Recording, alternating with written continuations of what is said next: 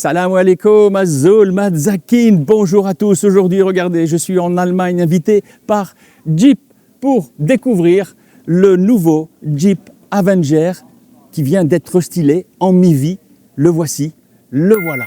Je vais vous le présenter parce qu'il a quelques petits éléments stylistiques qui ont changé maintenant avec le Jeep, la nouvelle calandre 1, 2, 3, 4, 5, 6, 7 qui est rétro-éclairée d'ici jusque là. Je te le montre en incrustation avec un nouveau bouclier qui a été redessiné. On le voit ici avec les anti-brouillards, des fausses entrées d'air et maintenant des nouvelles signatures lumineuses qui est, il n'y a plus no cortes, non. No te muevas.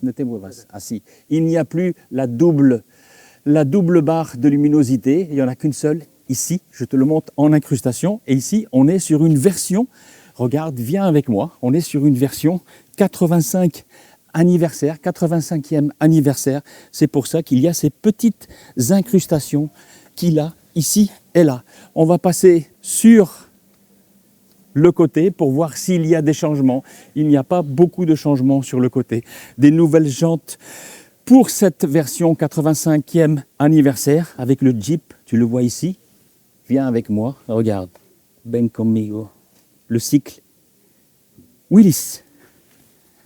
On se retrouve sur le côté. Pas de grands changements. Bien entendu, l'Avenger qui est ici. Le Jeep. Je te montrerai après toutes les petits appendices, toutes les petites références à Jeep qu'il y a à l'intérieur. Et on arrive sur la portière arrière, sur le montant C, avec la poignée que l'on connaît bien. Et si on arrive sur l'arrière, on voit qu'il y a eu des petits changements. Ça commence par, tu vois, tout ce qu'il y a en dessous. Ici, ces petites arêtes qui ont été rajoutées, qui favorisent l'extraction d'air quand elle est en train de rouler. Pas de gros changements ici. Le nouveau Jeep qui est flanqué jusqu'ici, c'est une plaque italienne. Je n'y peux rien, c'est comme ça. Et le nouveau petit sigle ici qui nous indique qu'on est sur une voiture 100% électrique. Mais au Maroc, ce ne sera pas du 100% électrique, en tout cas pas pour l'instant. Nous aurons des motorisations micro-hybridées et peut-être en essence avec une boîte manuelle à 6 vitesses. Mais sur le marché marocain, ce modèle restylé en mi-vie arrivera au mois de septembre avec une motorisation de 110 chevaux micro-hybridée associée à une boîte automatique. Ce que je te propose maintenant, c'est de venir à l'intérieur pour voir les petits changements subtils qui ont été apportés dans l'habitacle et qui vont pouvoir le rafraîchir.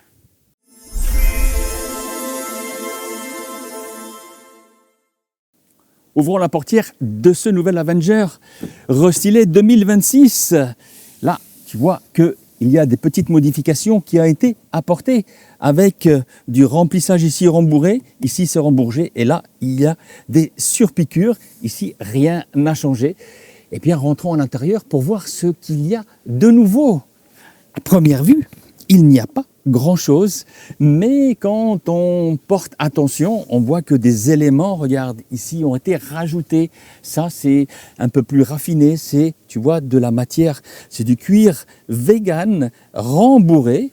Les commandes de climatisation, de ventilation et des embuages avant et arrière sont restées ici physiques. Et ça, c'est un très bon point parce que, en conduisant, pour venir commander tout ça sur cet écran de 10,5 pouces, c'est un petit peu compliqué. Si on descend un petit peu plus vers le bas, on voit qu'il n'y a pas, dans cette version électrique, il n'y a pas de molette pour passer les vitesses. On voit qu'ici, il y a le mode parking, marche arrière, neutre. Et ici, pour passer en récupération d'énergie. Et là, on a un petit cover.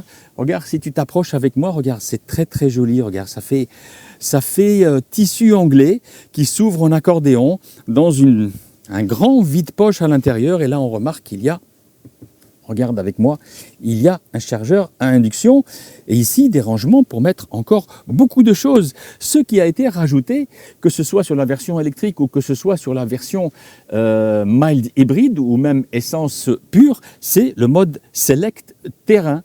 Donc si j'appuie sur la pédale et que tu viens avec moi, si je change ici, eh bien sur le tableau de bord, il apparaît tous les modes, sport, normal, eco, sand, mood and snow. Le petit accoudoir qui reste inchangé, qui est amovible aussi pour pouvoir être à l'aise. Tu vois, dans la voiture quand tu conduis, il est bien rembourré. Il s'ouvre sur un petit rangement ici et un autre rangement qui est juste là pour pouvoir mettre 1, 2, 3 bouteilles et un gros doc de café. La sellerie, on nous a dit en conférence de presse qu'elle a été légèrement modifiée. On voit que sur cette version, il y a de la surpiqûre. Et si tu t'approches avec moi, regarde le logo du 85e anniversaire qui est brodé juste ici. Un toit ouvrant, bien entendu, qui n'est pas panoramique, qui ne va pas jusqu'à l'arrière, mais qui te permettra, pour ceux qui apprécient cet accessoire, d'avoir des rentrées d'air avec le filet de protection. Voici les changements qui ont été apportés. Ce ne sont pas des gros changements, mais c'est ce qui permet de le rafraîchir. On voit qu'ici, c'est du plastique dur, mais je le répète encore une fois, je ne cesserai pas de le répéter, le plastique dur, c'est ce qui résiste le mieux à la chaleur, notamment dans nos pays, notamment dans notre pays au Maroc, où il fait dans le sud très très chaud. Je te garantis, ce tableau de bord en matière plastique dure ne bougera pas, même au bout de 15 ans. Ici aussi, tu vois, en deuxième étage, du plastique qui ressemble à de l'aluminium avec les grilles de ventilation qui n'ont pas bougé. Ce que je te propose maintenant, c'est de prendre le volant de cet Avenger. Je vais choisir la mécanique mild hybrid 110 chevaux, celle qui sera commercialisée d'abord au Maroc au mois de septembre. Mais juste avant de prendre le volant, on va aller aux places arrière pour voir si moi, avec mon 1,86 m, je vais pouvoir rentrer et si tu pourras transporter 3 personnes, peut-être 2, à l'arrière avec toi. Et avant de prendre encore le volant, on verra la capacité du coffre. Ne coupe pas, on va à l'arrière.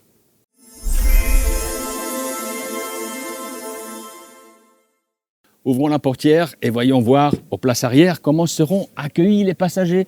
On arrive sur une contreporte tout en plastique, du plastique partout, du plastique partout. On ne pouvait pas avoir la même contreporte qu'à l'avant avec du plastique moussé surpiqué. C'est un petit peu normal. Le siège est réglé pour moi, je mesure 1,86 m et je vais voir si je vais pouvoir m'asseoir. Je peux m'asseoir correctement. 5 doigts, non 4 doigts simplement. Donc on pourra voyager, je pense, à 2 adultes. Ici, j'ai reculé le siège un petit peu à l'avant pour te montrer l'espace aux jambes et l'espace ici aux pieds. Mais le 3e passager devra être tout petit, un petit enfant, parce que regarde, impossible, regarde mes pieds. Regarde mes pieds ici, je ne peux pas les mettre, c'est pas possible. Donc, tu regardes, il y a juste même pas 6 doigts.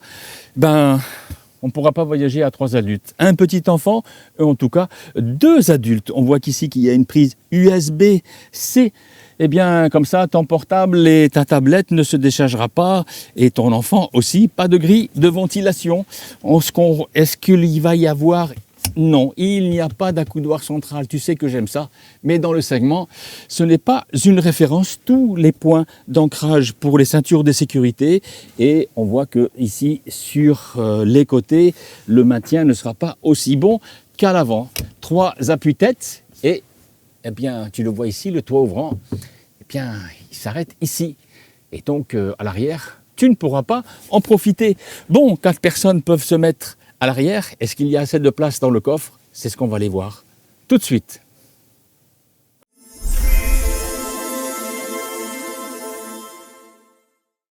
Est-ce que le coffre est électrique sur cette version? On va voir, tu sais que j'aime ça. Oh, regarde-moi ça, c'est électrique, c'est magique. Et hop, ça s'arrête. Et on arrive dans la catégorie sur un coffre qui va dépasser difficilement les 300 litres. Est-ce qu'il y a... Oui, il y a un double fond avec le chargeur électrique et le gonfleur aussi, parce qu'on ne peut pas avoir de roue de secours, en tout cas dans cette version électrique. Peut-être que sur l'autre Avenger en mild hybride, il y aura une roue de secours, mais je ne pense pas. Donc on arrive ici sur un coffre qui arrive difficilement aux 300 litres, qu'on le voit qu'il est à 60-40, donc tu pourras rabattre les sièges, tu pourras transporter beaucoup plus de bagages si tu es à 2 ou si tu es à 3, parce que tu pourras rabattre juste ça, mais tu ne pourras pas faire de déménagement avec cet Avenger, qui soit électrique ou mild hybride. Et maintenant, tu sais que j'aime ça. Regarde, on appuie juste ici, c'est la magie. Et il y a le coffre qui va se fermer, se fermer, se fermer. Tcha, c'est tout con, mais j'adore cet accessoire.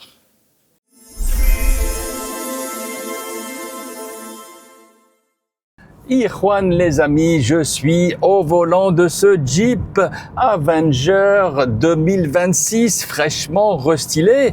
Nous sommes dans l'événement presse qui se déroule dans la banlieue de Francfort, à 50 km de Francfort exactement, en pleine campagne. Et je passe parce que je suis tout seul dans la voiture, je passe dans beaucoup de petits villages très sympathiques et c'est très propre, beaucoup de verdure et c'est très plaisant à conduire, mais il faut faire très attention sur la route parce qu'il y a beaucoup de limitations de vitesse et il y a aussi beaucoup de radars pour nous contrôler.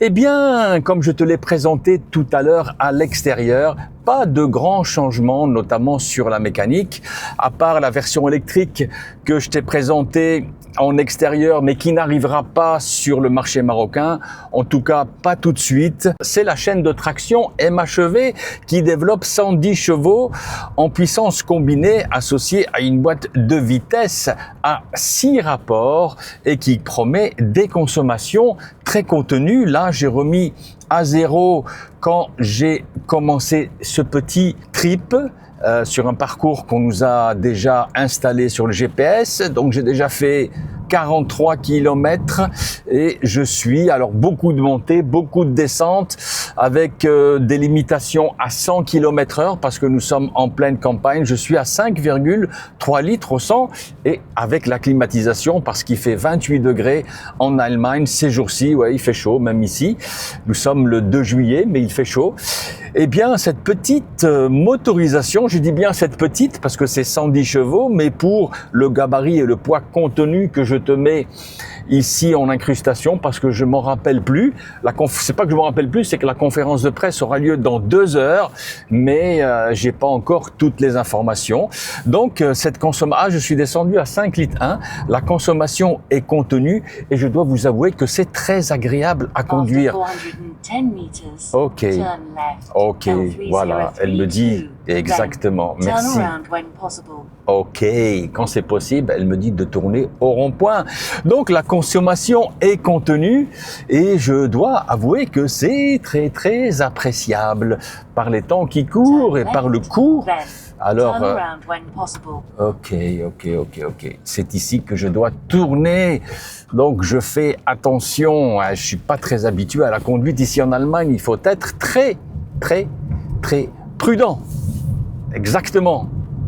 Il faut avoir un sens du civisme, même au volant. Donc, je recommence, je continue. La consommation est très contenue à 5 litres et il est fort possible qu'en ville, dans les embouteillages, eh bien, tu puisses descendre à 4 litres 5.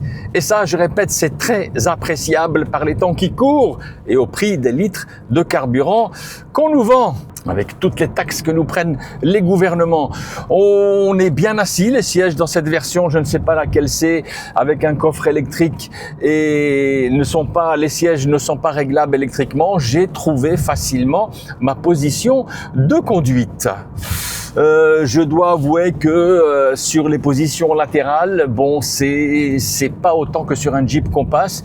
On est bien maintenu sur les côtes, mais un petit peu moins, en tout cas moi pour mon gabarit, un petit peu moins dans les cuisses. Là, je passe dans un petit bosquet, une petite forêt. Peut-être que vous le voyez sur les côtés. C'est très joli de passer entre toute cette verdure et ces beaux arbres, ces beaux peupliers. C'est très vert de partout.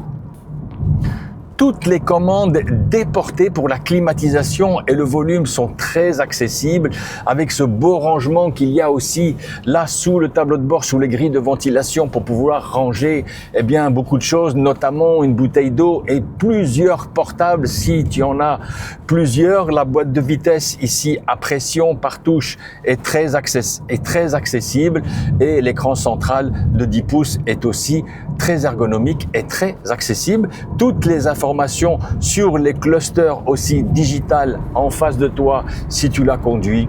Toutes les fonctions sont paramétrables sur ce cluster et ressemblent un petit peu à tout ce que l'on peut trouver dans le groupe Stellantis avec un design différent. Sur cette version, je le mets en description si j'ai réussi à l'avoir sur cette version. Une belle Visa Sport qui vient de me doubler, ça c'est rare, hein. Très rare. Cette version est équipée d'un toit ouvrant avec un vélum qui n'est pas électrique, qui est manuel et qui s'ouvre avec un petit bouton magique. Regarde-moi ça, avec bien sûr le petit filet anti-vent. On va refermer tout ça parce que ça risque de faire du bruit avec mon micro et je referme. Donc dans l'ensemble, Ikhwan, les amis, c'est un véhicule qui est très agréable à conduire et qui conviendra à la jante féminine, ça j'en suis convaincu, avec des superbes couleurs. Regarde ce rouge et regarde ce jaune fluo qui plaira aux dames et à la jante féminine et bien sûr dans d'autres couleurs qui plaira aux jeunes cadres et aux jeunes premiers conducteurs et aux petites familles avec un enfant, peut-être 2 en bas âge parce que 3 passagers à l'arrière ne seront pas forcément bien accueillis pour des longs parcours et c'est bien dommage, mais on est dans un segment et dans un gabarit qui n'est pas fait pour ça. C'est plus un véhicule urbain et périurbain. C'est vraiment très agréable à conduire, c'est bien insonorisé, ça tient bien le pavé. Et c'est très plaisant à conduire, je dois vous l'avouer, même dans ces routes de campagne secondaires où on n'a pas le droit de rouler très vite, à 100 km/h maximum, c'est très plaisant à conduire et bien il y a de belles informations qui sont remontées dans le volant. Je suis surpris pour une Jeep, je suis surpris, mais toutes les informations du pavé, même si la route, tu vois ici je passe sur des petits nids de poules parce que même en Allemagne les voitures ne sont pas parfaites, et bien voilà, je passe dessus, pardon. Ah, c'est bien filtré, c'est bien renvoyé au volant, c'est pas brutal. Dans le volant, le renvoi n'est pas brutal. Les accélérations, voyons voir, sont franches. Le 1,2 litre ne se fait pas trop entendre dans l'habitacle. C'est très agréable, une petite sonorité, mais vraiment toute petite. C'est super agréable, très agréable à entendre, très très agréable. Les passages de l'électrique au thermique ne se font pratiquement pas sentir. Je dirais même que c'est moins perceptible que sur un Compass hybride, en 145 chevaux bien entendu. Alors peut-être que parce que le moteur électrique est plus petit, je ne sais pas. Mais on ne sent pratiquement pas, je me suis arrêté parce qu'il y a un feu rouge, la route est en travaux et je dois le respecter. On ne sent, je répète, pratiquement pas le passage du thermique à l'électrique et de l'électrique au thermique et c'est très plaisant. Et toutes les informations sont sur le tableau de bord, c'est-à-dire que quand tu roules en électrique, eh bien le compteur kilométrique passe au bleu et en blanc quand tu roules sur le thermique. On va utiliser les palettes au volant pour voir ce que ça donne. Oh, c'est sympathique dans les petites routes de montagne comme ça. Deuxième, écoute. After 400 meters, keep right L3032. Bon, c'est pas fait pour attaquer, mais c'est super sympa de conduire avec les palettes au volant. Et dès que tu arrêtes, si tu les utilises plus, eh bien le système se met en automatique, c'est-à-dire en éliminant la fonction des vitesses manuelles au volant. Parlons un petit peu du frein régénératif. Et oui, même si nous sommes sur un mild hybride, il existe. Et ici, sur cette petite Jeep Avenger, il est natif. Ce qui fait que dans tes phases d'accélération, tu recharges pas la batterie. Et dès que tu lâches l'accélérateur, tu le sens. Et tu pourras voir sur ton cluster que quand tu lâches l'accélérateur, le frein régénératif se met en marche et la batterie se charge. Je m'arrête un moment pour te faire écouter le son des clignotants. Est-ce que tu entends? Je lève le son. C'est le son d'une batterie. Tan, tan, tan, tan. C'est super sympathique et c'est très ingénieux. C'est super ingénieux parce que c'est très joli à l'oreille et j'avais jamais entendu ça sur une autre voiture. Et Juan, les amis, me voici arrivé au terme de cet essai dynamique. Je dois aller rendre la voiture à l'hôtel parce que d'autres journalistes étrangers, d'autres pays, d'autres contrées, d'autres continents attendent le tour. J'ai eu le privilège de l'avoir pour moi tout seul. Donc, je vous retrouve à l'extérieur. Ne coupez pas, Matrtash, restez avec moi pour le final sous le beau soleil de Francfort où il fait 28 degrés.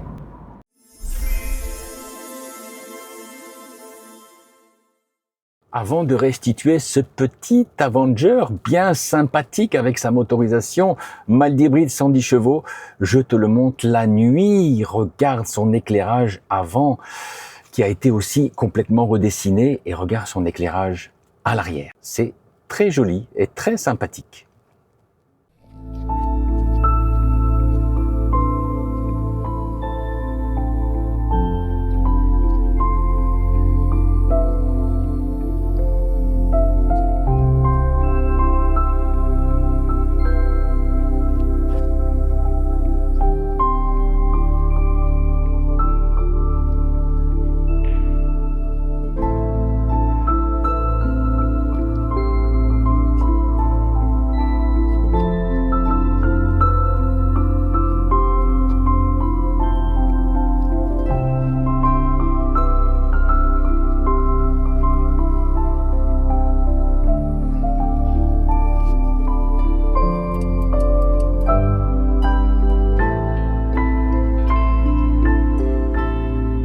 Et Juan, les amis, me voici au terme de ce petit essai de ce nouvel Avenger 2026 dans son restylage demi-vie ici en Allemagne, dans la banlieue de Francfort, où Jeep m'a invité à venir vous le faire découvrir. Donc vous voyez qu'il n'y a pas eu énormément de modifications stylistiques à l'avant, à l'arrière. C'est ce qui se voit le plus avec cette nouvelle calandre qui est totalement éclairée maintenant de jour comme de nuit, à l'arrière aussi. Sur le côté, pas de grands changements non plus, mais à l'intérieur, vous avez vu qu'il y a quelques appendices quand même qui ont été améliorés, notamment avec du cuir qui est légèrement moussé. Et je pense que ça plaira à la clientèle qui est déjà habituée à ce Jeep Avenger au Maroc qui, je le précise, a eu beaucoup de succès, notamment dans la jante féminine. Donc, mesdames, si vous me regardez aussi, dites-moi ce que vous en pensez. Dites-moi si vous serez attirés par ce nouveau Jeep Avenger dans ce restylage demi-vie. C'est comme ça qu'on appelle dans le jargon du journalisme automobile. Dites-moi ce que vous en pensez. Au Maroc, il ne sera pas commercialisé pour l'instant en version électrique, comme celle-ci que je viens de vous montrer à l'image, mais celle que j'ai conduite juste avant, tu as bien vu pendant le test drive, c'est bien une MHEV 110 chevaux qui est déjà dans cette motorisation commercialisée au Maroc à partir de 262 400 dirhams dans les prix promotionnels qui sont affichés pour l'instant par Jeep sur le territoire marocain. Et peut-être qu'il y aura une petite augmentation, mais je ne pense pas. Donc, Irwan, les amis, laissez-moi vos commentaires, dites-moi ce que vous pensez de ce nouveau Jeep Avenger restylé demi-vie. Dans l'intervalle, de vous retrouver pour des prochains reportages sur ma chaîne de l'Observateur Automobile, que ce soit en national au Maroc ou à l'étranger, comme ici. Prenez soin de vous. Ne téléphonez pas au volant parce que tous les véhicules maintenant, même dans une Dacia de base, sont équipés du Bluetooth, d'Android Auto et de l'Apple CarPlay. Respectez les limitations de vitesse. Attachez votre famille et vos enfants à l'arrière et ne conduisez pas trop vite, que ce soit en ville ou sur autoroute. Salam alaikum. Au revoir à tous. Goodbye.